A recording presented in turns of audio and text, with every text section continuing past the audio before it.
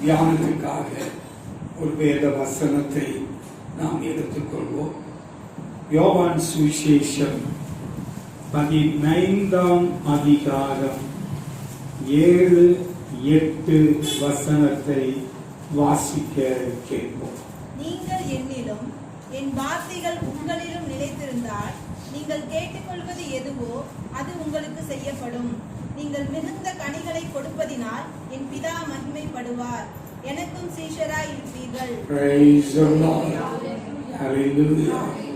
நாம் ஆண்டவருக்கு சீஷர்கள் என்றால் அவருடைய வார்த்தை நமக்குள்ளே இருக்க வேண்டும். அவர் நமக்குள்ளே காணப்பட வேண்டும்.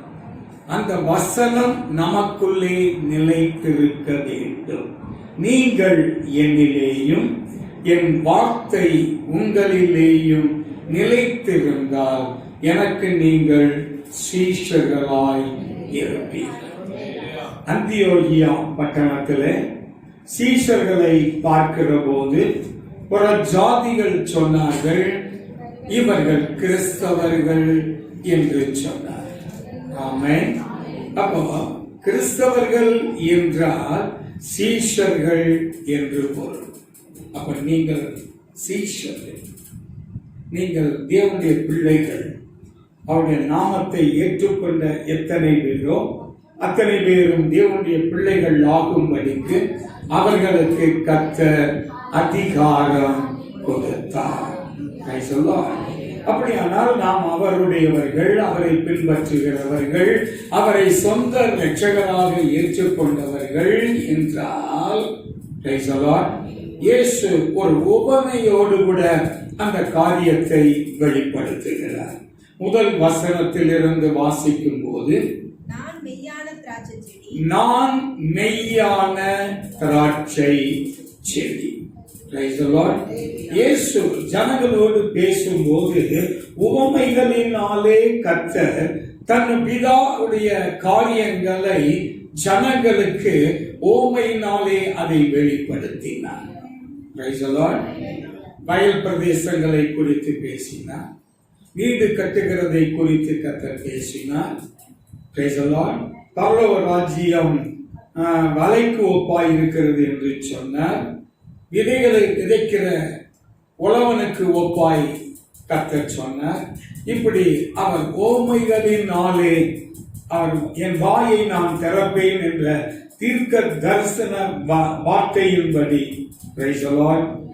அவர் ஓமைகளினாலே அவர் பேசினார். அப்ப இங்கே சொல்லுகிறார், நானே மெய்யான திராட்சை செடி. பிறவாசியுங்கள், என் பிதா is the owner of the vineyard. ஆமென். அவர் திராட்சை தோட்டக்காரர். என்னில் கனி கொடாதிருக்கிற கொடி எதுவோ அதை அவர் என்ன செய்கிறார்?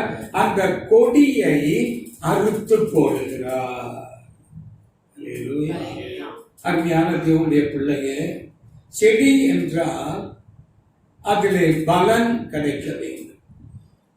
நம்முடைய வீட்டு பகுதிகளிலே முருங்கை மரத்தை வைக்கிறோம். அது துளிர்க்கிறது, கிளைகளை விடுகிறது, பூ பூக்கிறது. ஏற்ற காலம் வருகிற போது அது காய்களை கொடுக்கிறதாய் இருக்கிறது. ஆமென்.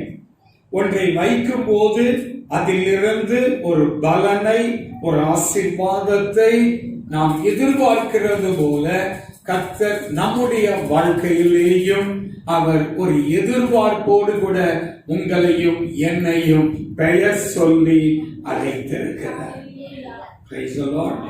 அழைத்த கர்த்தர் நம்மை கர்த்தர் எந்த இடத்தில் வைத்திருக்கிறாரோ அந்த இடத்தில் நின்று நாம் கர்த்தருக்கு பலன் கொடுக்கிறவர்களாய் இருக்க வேண்டும்.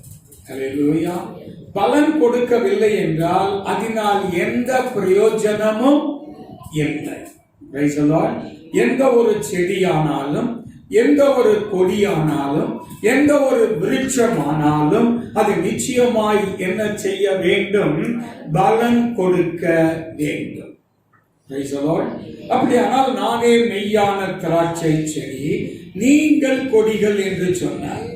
அப்படியானால் நீங்களும் நானும் கிறிஸ்துவுக்குள்ளாய் இணைக்கப்பட்டவர்களாய், அவரோடு ஐக்கியம் உள்ளவர்களாய், அவரை சார்ந்து இருக்கிறவர்களாய், அவரை அண்டிக் கொள்ளுகிறவர்களாய் இருப்போமானால் அவருடைய வேருக்கும் அந்த சாருக்கும் நாம் உரியவர்களாய் காணப்படுவோம்.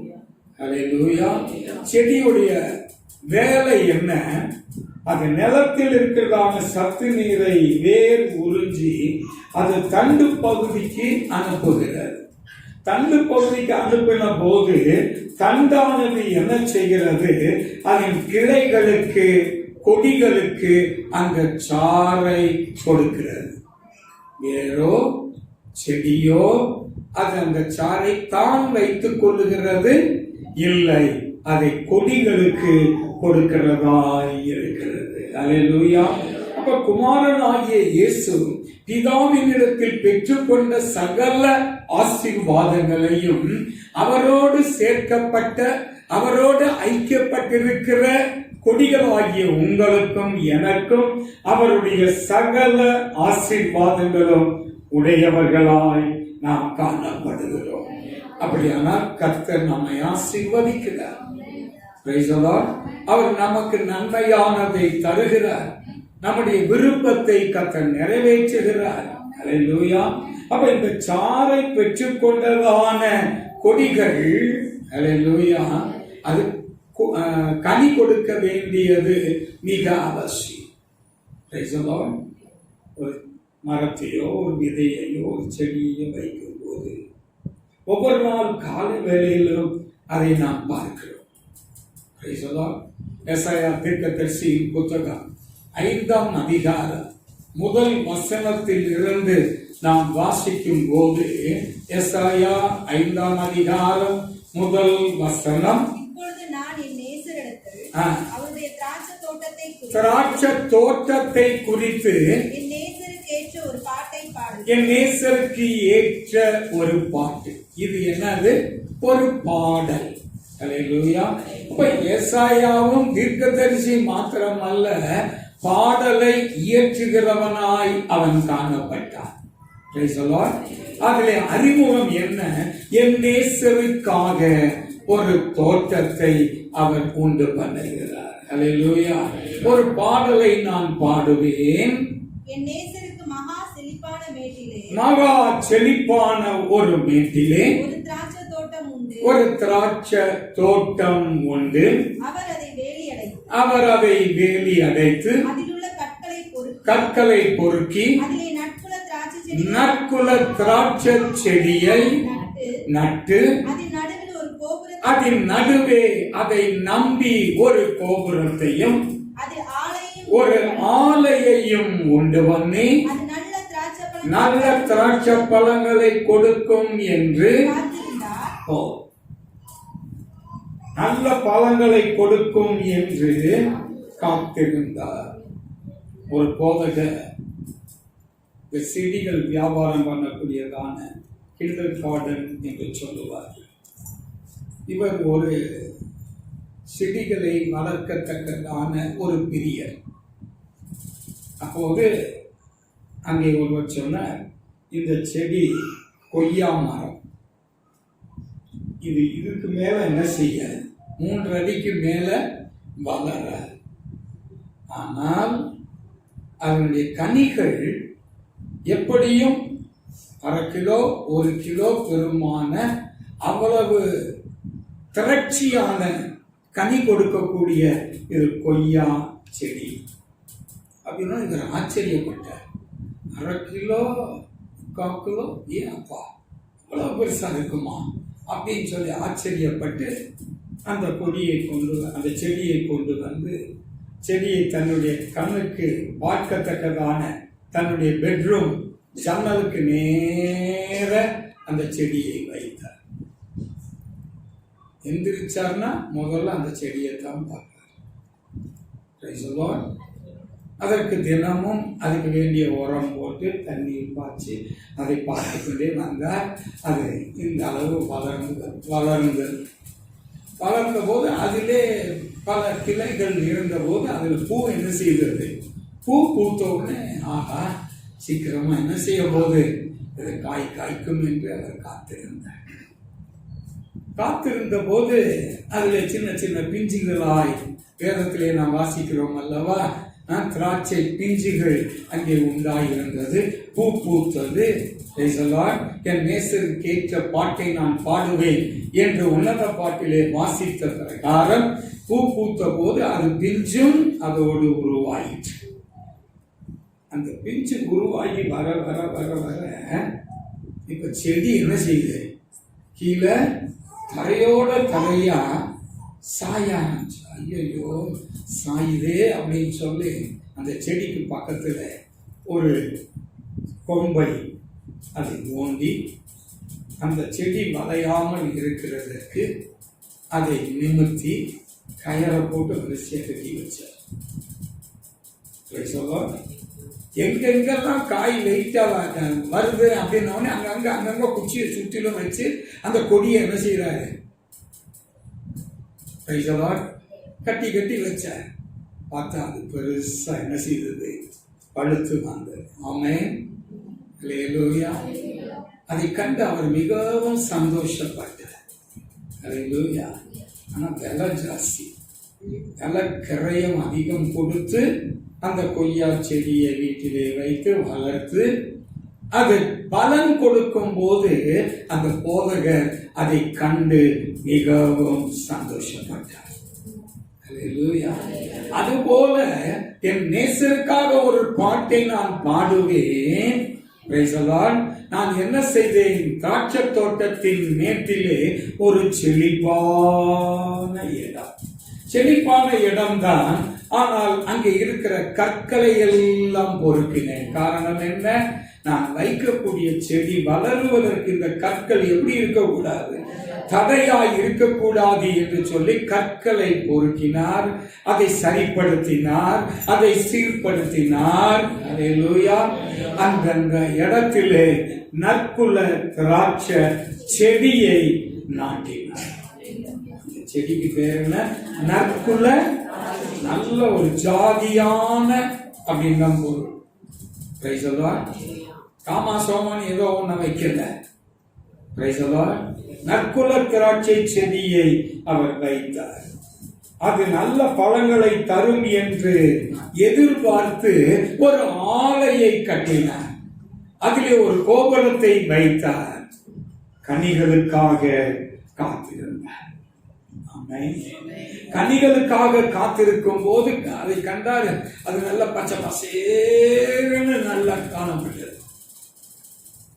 போக போக அந்த பச்சை நிறம் கொஞ்சம் கலர் கொடுக்க ஆரம்பிச்சு, கொஞ்சம் பிங்க் கலர் அப்படியே வந்து அது நல்ல கருதுன்னு பிங்க் கலர்ல என்ன செய்யுது? பழங்கள் பூரா நல்லா பழுத்து வருது. வந்த உடனே இவருக்கு ஒரு ஆசை, இதை என்ன செய்யணும், சாப்பிட்டு பார்க்கணும்னு சொல்லி அந்த குலையில் இருக்கக்கூடிய ஒரு பழத்தை எடுத்து அது வாயில போட்டார். வாயிலே போட்ட போது அது கசப்பாய் இருந்தது. பரவாயில்ல, கசப்பு சுகருக்கு ரொம்ப நல்லது அப்படின்னு சொல்லி அவர் சாப்பிட்டாங்க. சாப்பிட முடியுமா? கசப்பான பழங்களை கொடுத்தது என்ன அப்படின்னா, அந்த பழத்தை வாயில வச்சு சுவைக்கவோ அதை புசிக்கவோ சாப்பிடவோ கூடாததாய் போய்விட்டது. அதை அவர் என்ன செய்தார்? வாயில வச்சிருப்பாரா, துப்பி இருப்பாரா?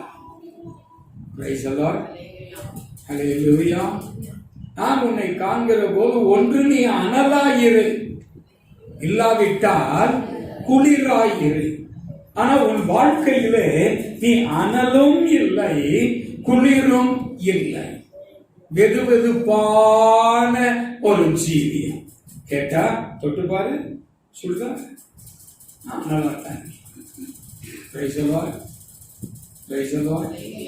ஆவியிலே நீங்கள் எப்படி இருங்கள்?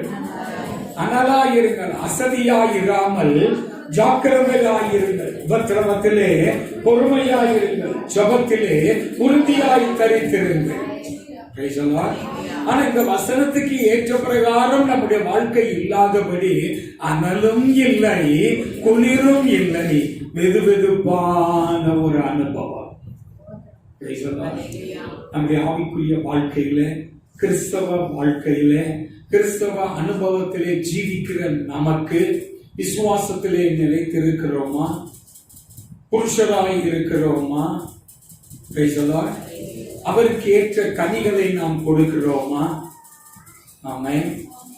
ஏதோ பேரளவுக்கு நாம் கிறிஸ்தவர்கள் என்று சொல்லுகிறதற்கு எந்த அர்த்தமும் இல்லை. ஹல்லேலூயா.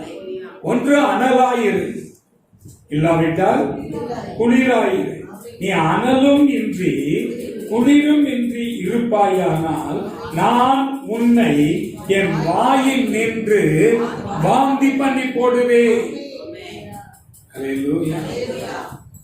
Praise the Lord.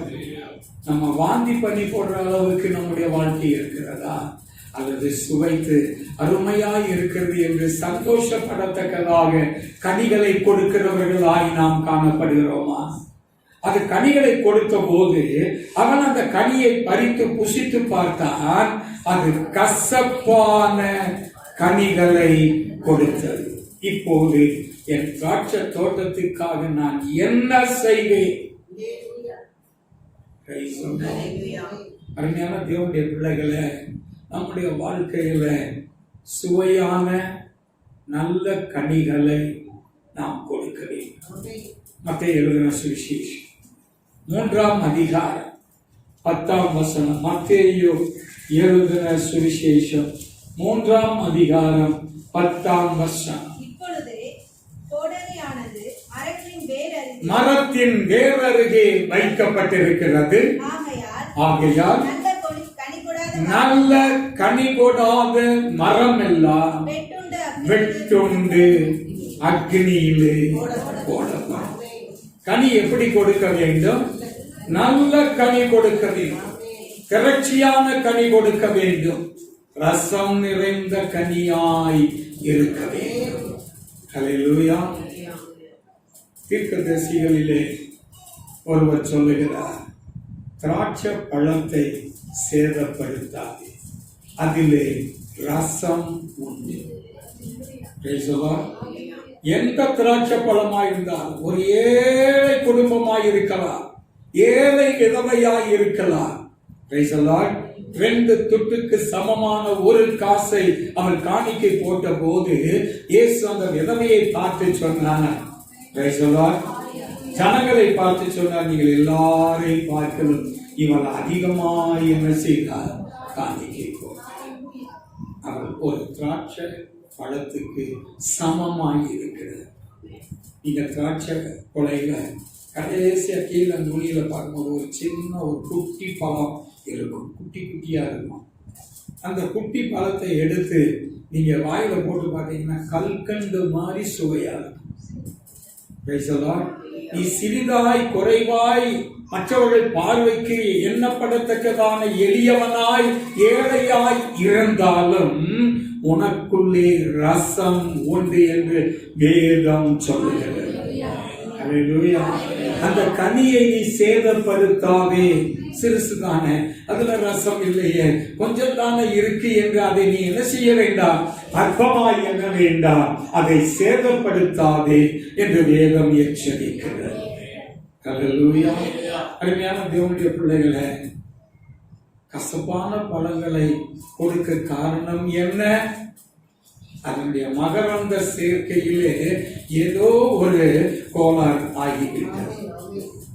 மதுரையிலிருந்து கோயம்புத்தூர் போகிறதுக்காக நான் பிரயாணப்பட்டு போகிற வேலையில எனக்கு ஏதாவது சாப்பிடணும் போல இருந்தது.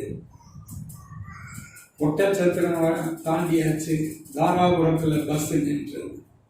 அப்போ நான் பஸ்ஸில் உட்காந்துக்கிட்டே பார்க்குறேன், ஒரு அம்மா கூடையில் திராட்சை பழமாக வச்சிருந்துச்சு. அது சீட்லெஸ், பச்சை பழம், பச்சையாக இருக்கிற கொடுங்குறீங்க. சரி, இது கொஞ்சம் சாப்பிட நல்லா இருக்குமே அப்படின்னு சொல்லிட்டு கீழே இறங்கி ஒரு 1/4 கிலோ வாங்கக்கூடாது ஆசை. 1/2 கிலோ என்ன செஞ்சேன், ஒரு ஆளுக்கு 1/2 கிலோவா அப்படின்னு சொல்லிட்டு இருந்தான். 1/2 கிலோ வாங்கி அதை என்ன ஏதுன்னு ருசி பார்க்காம அது நல்லா இருக்கும், நல்ல கனி என்று சொல்லி நம்பி காசு கொடுத்து நிறுத்து 1/2 கிலோ வாங்கி பொட்டனை போட்டு சுற்றி நான் உட்கார்ந்த இடத்துல இடது கை பக்கம் ஜன்னல் ஓரத்துல மறைவா வச்சுக்கிட்டேன். பஸ்ஸு கிளம்பவும் அதில் ஒரு பழத்தை மாத்திரம் எடுத்து வாயில் போட்டு சுவைச்சு பார்க்கும்போது புளிப்புனாலும் புளிப்பு, அந்த புளிப்பு அரிநெல்லிக்காய் தின்னா எப்படி இருக்கும் அந்த மாதிரி புளிப்பு.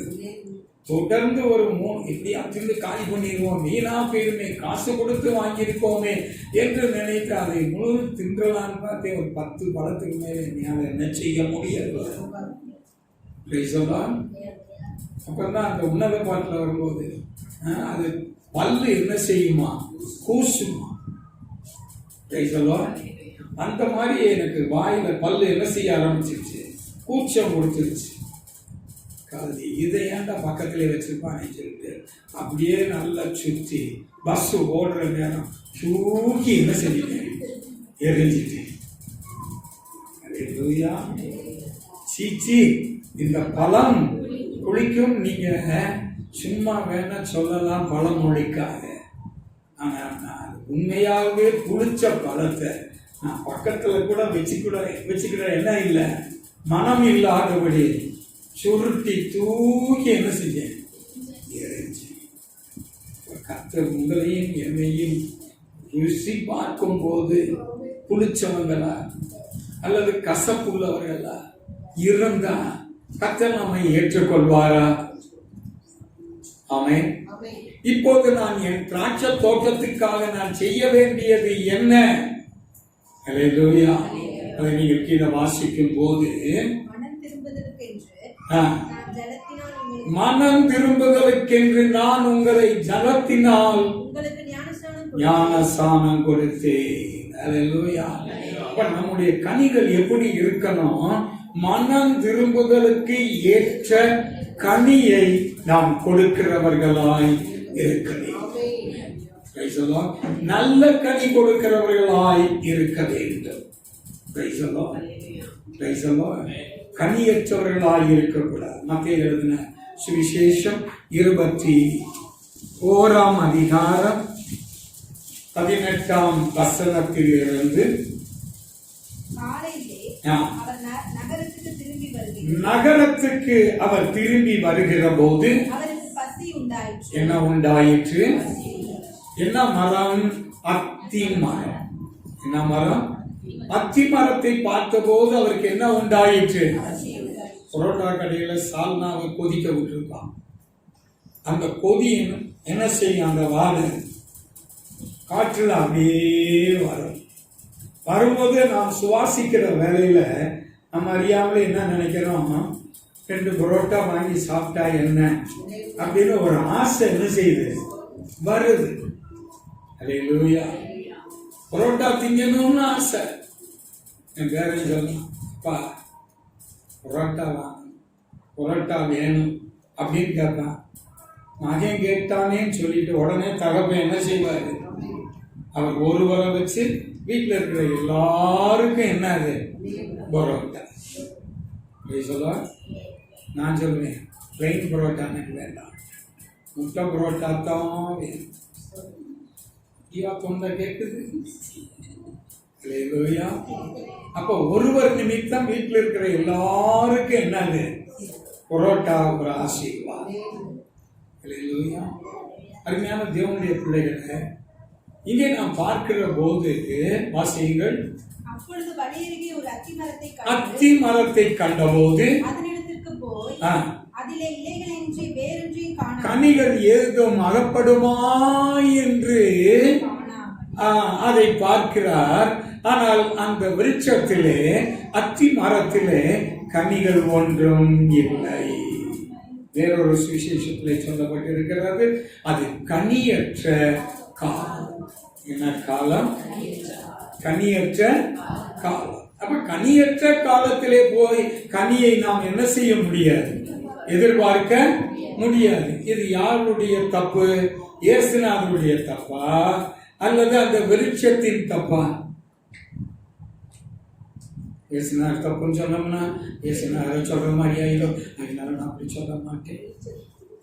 விருட்சத்தின் குறித்து சொல்வோமானால் அது கனியற்ற காலம், அது உண்மைதானே. கனியற்ற காலத்தில் அதை எப்படி தேட முடியும்? அப்படின்னு விருட்சத்தையும் என்ன செய்ய முடியாது, சொல்ல முடியாது. அல்லேலூயா. என்னுடைய மாறல் என்ன? கனியற்ற காலத்திலும் நீ அவருக்கு என்ன கொடுக்கணும்? கனி கொடுக்கணும்.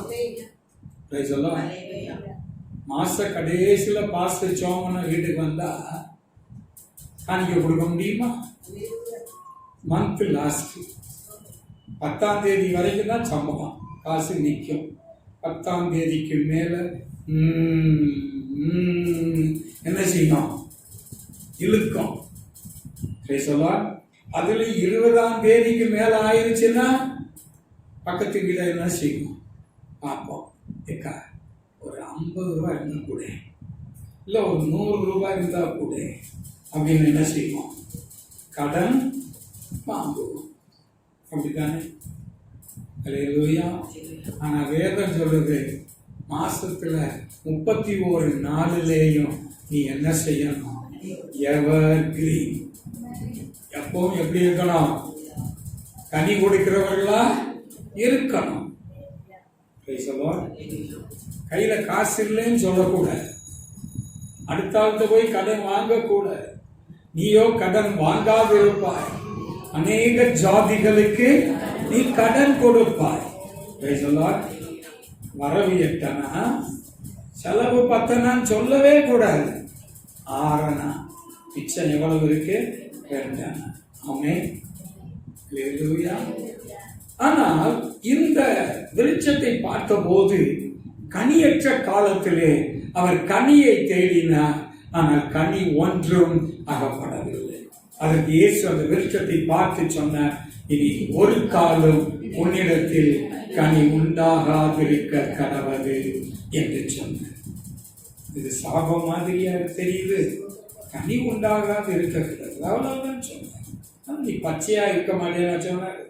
இல்ல, மறுபடியும் அவர்கள் திரும்பி வருகிற போது அந்த விருட்சத்தை நம்முடைய சீஷர்கள் ரொம்ப அடையாளம் வச்சு பார்க்கிறாங்க.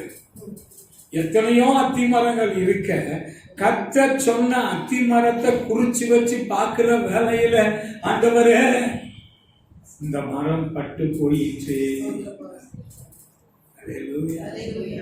கனியற்ற வாழ்க்கை செய்யும் போது நான் சொல்லல, வேதம் சொல்லுகிறது, கனியற்ற வாழ்க்கையாய் கடந்து போய்விடும்.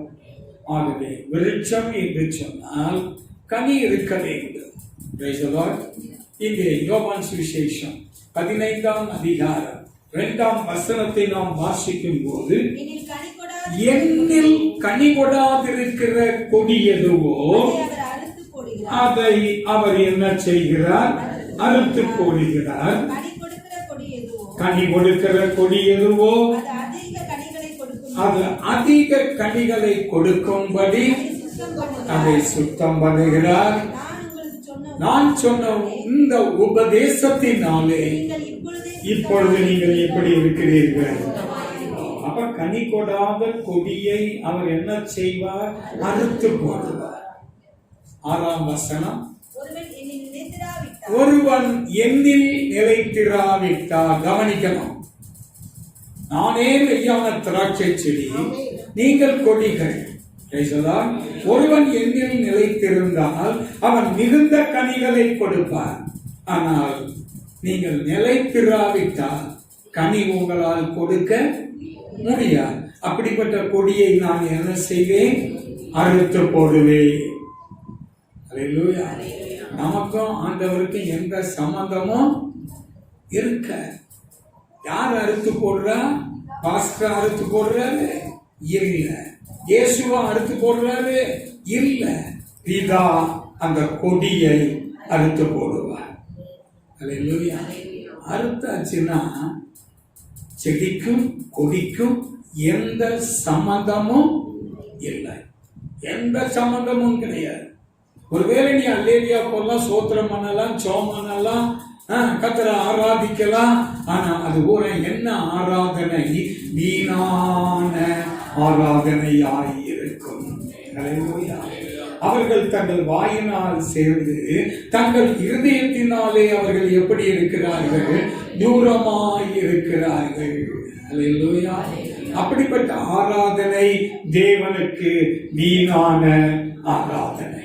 அசையில்லாத ராஜ்யத்தை பெறுகிறவர்களாகிய நாம் பயத்தோடும் பக்தியோடும் கர்த்தருக்கு ஆராதனை செய்து அவருடைய கிருபையை நாம் பற்றி கொள்ள கடவோம்.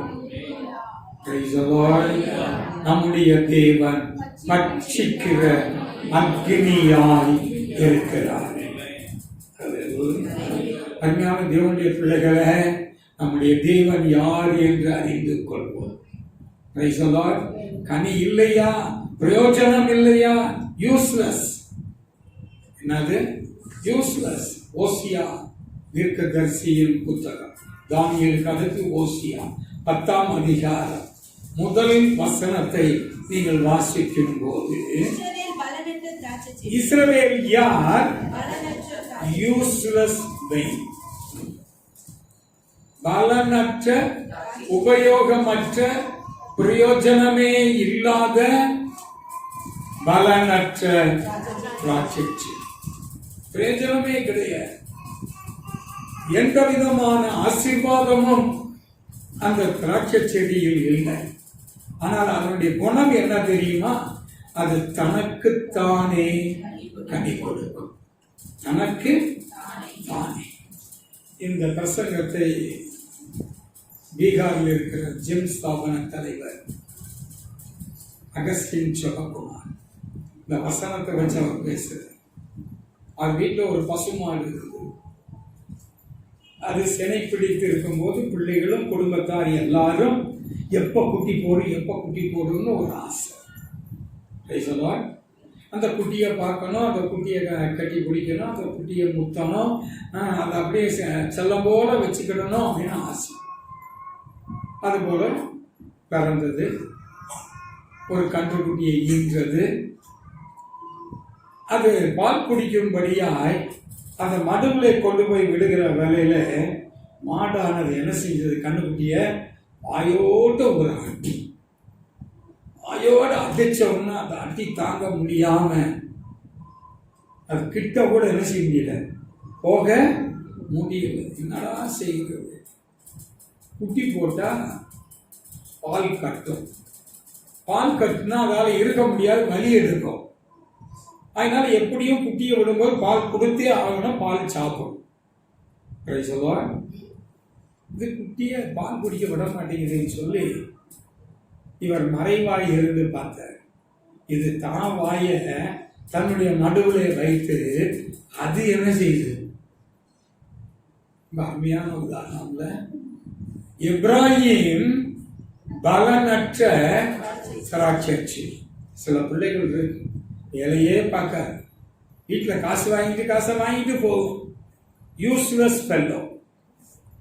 சில பிள்ளைகள் இருக்கு, வேலை செய்யும், காசை கொடுக்க. குடிகார மட்டைகளாக இருந்தா காசை கையில வாங்கினதுதான் தாம்சம், அப்படியே நேர பாய்க்கு போயிடும்.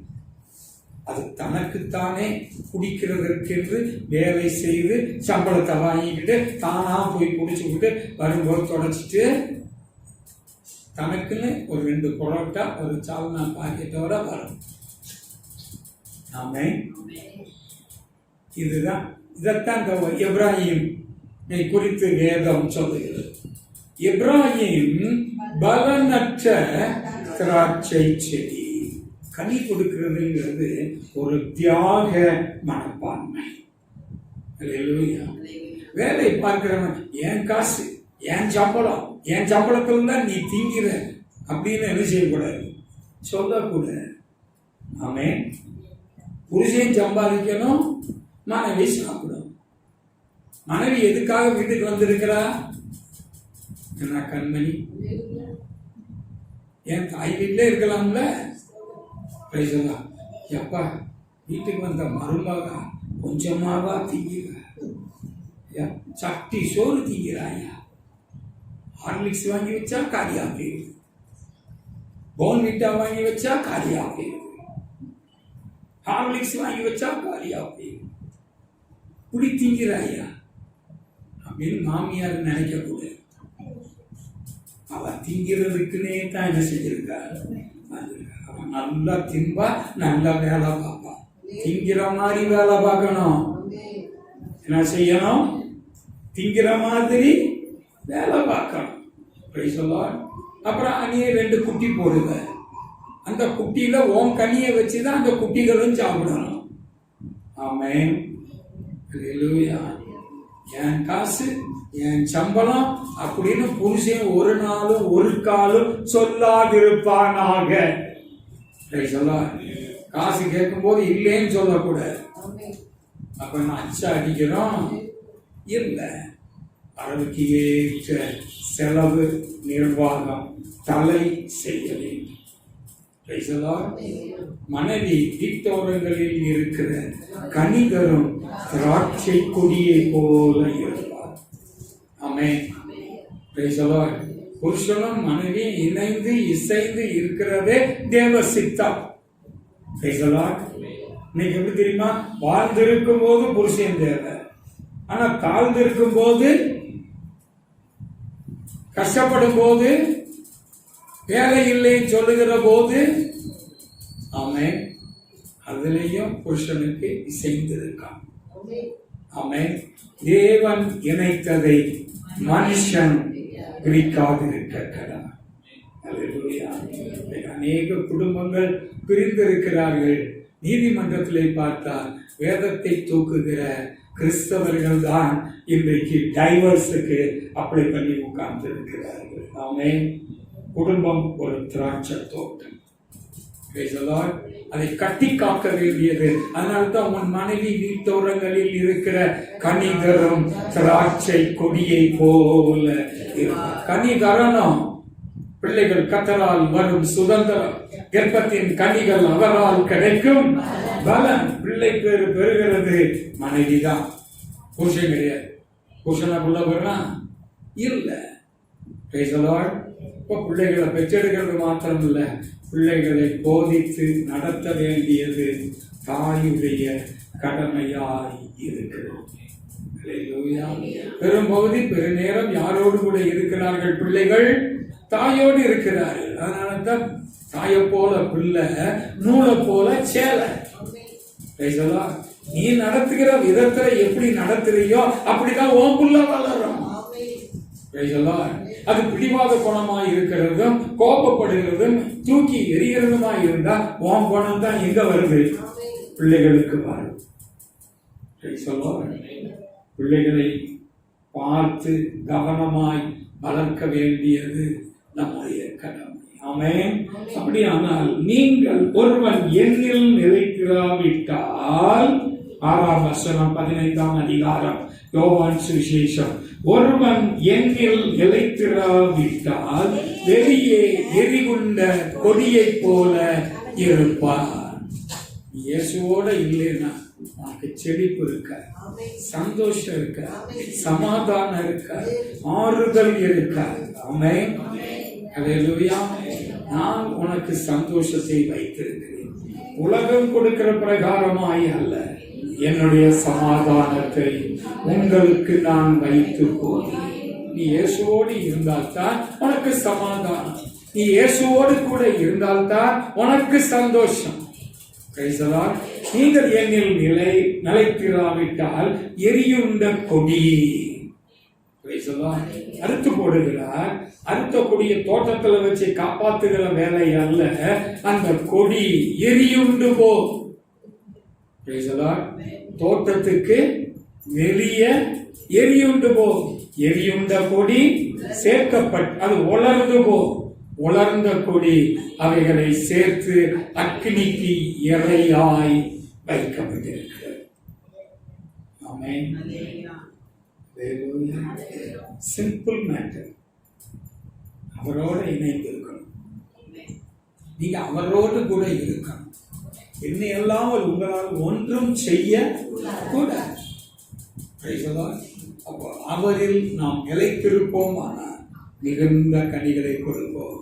நீங்கள் எனக்கு சீஷர்கள். உங்களை பார்க்கும்போது சீஷர், இவர்கள் அல்லவோ கிறிஸ்தவர்கள். அப்ப கனி கொடுக்கணும். அன்பு, சந்தோஷம், சமாதானம், நீடிய பொறுமை, சாந்தம், தயவு, நற்குணம், இச்சையடக்கம், விசுவாசம். 9 கனிகளும் இருந்தால் தான் தேவனுடைய ராஜ்யம். நீ இயேசுவோடு கூட இருந்தேன்னா இந்த 9 கனிகளும் உன் வாழ்க்கையில காணப்படும். பொறுமை இருக்கும், ஏற்றுக்கொள்ளத்தக்கதான தன்மை காணப்படும். அப்ப கர்த்தர் நம்மை வந்து பார்க்கும்போது நாம் எப்படி இருக்கணும்? கனி கொடுக்கிறவர்களாய் காணப்படவே. கடைசி ஒரு வசனம், மீகா தீர்க்கதரிசியின் புத்தகம் 4ஆம் அதிகாரம் 4ஆம் வசனம். அவனவன் தன் திராட்சை செடியிலும் தன் அத்திமரத்தின் நிழலிலும் பயப்படுத்துவார் இல்லாமல் உட்காருவார். இளைப்பாறுதலை காட்டுகிறது. தன் திராட்சை செடியின் நிழல். ஒவ்வொருத்தருக்கும் குடும்பத்தை தந்திருக்க. அடுத்தனை குடும்பத்தின் நிழல்ல போய் என்ன செய்யக்கூடாது. என்ன அர்த்தம்? அடுத்தவங்க கொண்டாட்டியா தாம் கொண்டாட்டியா பார்க்க கூடாது. அந்நிய ஸ்திரியா தான் ஸ்திரியா என்ன செய்யக்கூடாது, சேர்த்து கொள்ளக்கூடாது. அப்படின்னா என்ன அர்த்தம்? தன் மனைவிட்ட, தன் பிள்ளைகளோட, தன் குடும்பத்துல என்ன செய்யணும்? சேர்ந்து வாழ. அதை விட்டுட்டு அடுத்த நிழல்ல போய் என்ன செய்யக்கூடாது?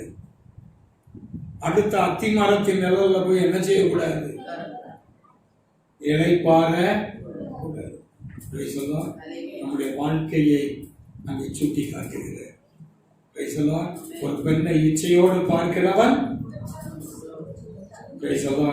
விபசாரம். கண்ணை காத்துக்கணும், இருதயத்தை காத்துக்கணும், சிந்தையை காத்துக்கணும், பறக்க விட்டுற கூட அடக்க வேண்டும். இச்சை அடக்கம். ஒருவேளை உன் புருஷன் கையால் ஆகாதவனா இருக்கலாம், அதுக்காக இன்னொருத்தனை பார்க்கறது நல்லது அல்ல. அல்லது உன் மனைவி குடும்ப வாழ்க்கைக்கு ஏற்றவளா இல்லாவிட்டாலும் நீ அவளை வச்சுதான் குடும்பத்தை என்ன செய்யணும்? அந்த திராட்சை செடியின் நிழல்ல தான் நீ என்ன செய்யணும்? தாங்கணும். காட்டு மரங்களுக்குள்ளே கிச்சிலி மரம் எப்படி இருக்கிறதோ என் நேசரும் அப்படியே இருக்கிறார். அவருடைய நிழலில் நான் இளைப்பாறுகிறேன், அவருடைய கனிகளில் நான் வாஞ்சையாய் இருக்கிறேன். வாழ்க்கையில தாறுமாறான ஜீவியம் இருக்கக்கூடாது, அடக்கமாய் இருக்க வேண்டும். அதுல இச்சை அடக்கம் மிக அவசியம். இன்றைக்கு அரசாங்கம் ஒரு சட்டம், மாற்றான் தோட்டத்து மல்லிகையும் மணக்கும். சிறுப்பை கொண்டு அடிச்சா மணக்குமா? அல்லேலூயா. அவள் விரும்பினால் நீ என்ன செய்யலாம்? சேர்ந்து கொள்ளலாம் அப்படின்னு கொண்டு வரலாம். அது பாவமே இல்லை, அதனால தப்பு இல்லைன்னு நீதிமன்றம் என்ன செய்யுது சொல்லுது. இன்றைக்கு சட்டங்கள் தாறுமாறாய் கடந்து போகுது. பாவத்துக்கு எதுவாய் நாம் காணப்படாதபடி நாம் மிக கவனமாய் நம்முடைய வாழ்க்கையை நடத்தவே. பிசாசு அங்கிருந்து என்னத்தை வைப்பான்? கண்ணிய வைப்பான். கண்ணி எதுக்கு? சிக்கிறதுக்கு. சிக்கிறதுக்கு அவன் கண்ணி வைக்கும் போது நான் ஆண்டவருடைய பிள்ளை, நான் கனி கொடுக்கணும். என் கனி கசப்பான கனியா இருக்கக்கூடாது, என்னுடைய கனி புளிச்சு போய் காணப்படக்கூடாது. அல்லேலூயா. நான் அவருக்கு ஏற்ற வண்ணமாய் காணப்படுவேன் என்று சொல்லி நம்மை நாம் காத்துக்கொள்ள வேண்டியது அவசியம். நம்முடைய ரட்சிப்பு, நம்முடைய விசுவாசம் கர்த்தர் கொடுத்த ரட்சிப்பின் வஸ்திரம், Praise the Lord, அபிஷேகம், கிருபை வரங்கள், இவைகளை காத்துக்கொள்ள வேண்டியது அவசியம். முடிவு பரியந்தம் நிலைத்திருப்பவரை ரட்சிக்கப்படும். ஹல்லேலூயா. கர்த்தர் தாமே இந்த வார்த்தைகளை ஆசீர்வதிப்பாராக. நாம் எழுதியாவது சரி. Praise the Lord. கனி கொடாத கொடி அறுப்புண்டு போ, அறுப்புண்ட கொடி உலர்ந்து போ, உலர்ந்த கொடி எரியுண்டு போ, எரியுண்ட கொடி அக்னிக்கு இரையாக வைக்கப்படும். நம்முடைய வாழ்க்கையில நாம் நமக்கும் தேவனுக்கும் இருக்கிற உறவு ஒவ்வொரு நாளும் நாம் இசைந்து இருக்க வேண்டும், கனி கொடுக்க வேண்டும், சாட்சியாய் இருக்க வேண்டும், சீஷர்களாய் மற்றவர்களாய் போற்றி புகழத்தக்கதான இவர்கள் இயேசு கிறிஸ்துவோடு கூட இருக்கிறவர்கள், இருந்தவர்கள் என்று சொல்லத்தக்கதாக நம்முடைய வாழ்க்கையின் கனி காணப்பட வேண்டும். ஹல்லேலூயா. அன்பின் நல்ல பிதாவே, இந்த நல்ல காலை வேளைக்காக நாம் உம்மை ஸ்தோத்திரிக்கிறோம். கனி கொடுக்கிறவர்களாய், சாட்சி உள்ளவர்களாய், சீஷர்களாய், உம்மை பின்பற்றுகிறவர்களாய், உம்மிலே நிலைத்திருக்கிறவர்களாய், முடிவு பரியந்தம் ஆண்டவரே நாங்கள் உம்மோடு கூட இசைந்திருக்கிறவர்களாய் காணப்பட கர்த்தர் கிருபையாய்.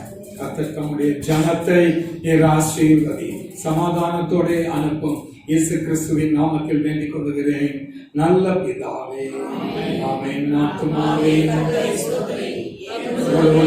பரிசுத்த நாமத்தை ஸ்தோத்திரி, கர்த்தரை ஸ்தோத்திரி. ஆமென். நம்முடைய கர்த்தராகிய இயேசு கிறிஸ்துவின் கிருபை, பிதாவாகிய தேவனுடைய அன்பும் பரிசுத்தாவியானவருடைய ஐக்கியமும் சமாதானமும் ஆசீர்வாதமும் எப்பொழுதும் எப்பொழுதும் மாறாமல் இருப்பதாக. அல்லேலூயா, அல்லேலூயா, அல்லேலூயா.